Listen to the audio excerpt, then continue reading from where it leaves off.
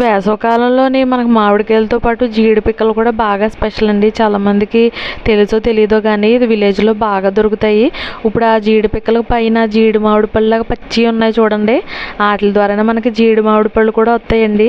కానీ ఇప్పుడు పచ్చిగా ఉన్నాయి కాబట్టి పైన అన్నీ తీసేసేసి ఇలా చేతులకు నూనె రాసుకుని జాగ్రత్తగానే కొయ్యాలండి, లేకపోతే వేలు కూడా కట్టయిపోతే జాగ్రత్తగా గట్టిగా ఉంటాయి కదా కాయలు. అందుకని జీడి పిక్కలు వాటిని మళ్ళీ కవర్తో పట్టుకుని స్పూన్తో మెల్లగానే ఆ పిక్కల్ని లోపల జీడిపప్పు ఉంది కదండి, అదే మెయిన్.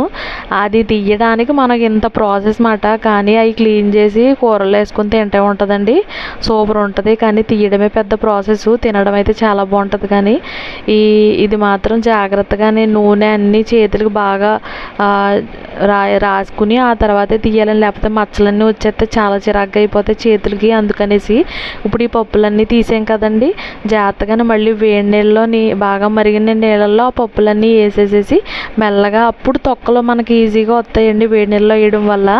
ఆ తొక్కలన్నీ మెల్లమెల్లగా మనం ఒక 5 నిమిషాలు ఉంచిన తర్వాత ఆ పప్పుల్ని ఆ తొక్కల్ని అలా ఒక్కొక్కటి తీసేసి గిన్నెల్లో వేసుకోవాలండి.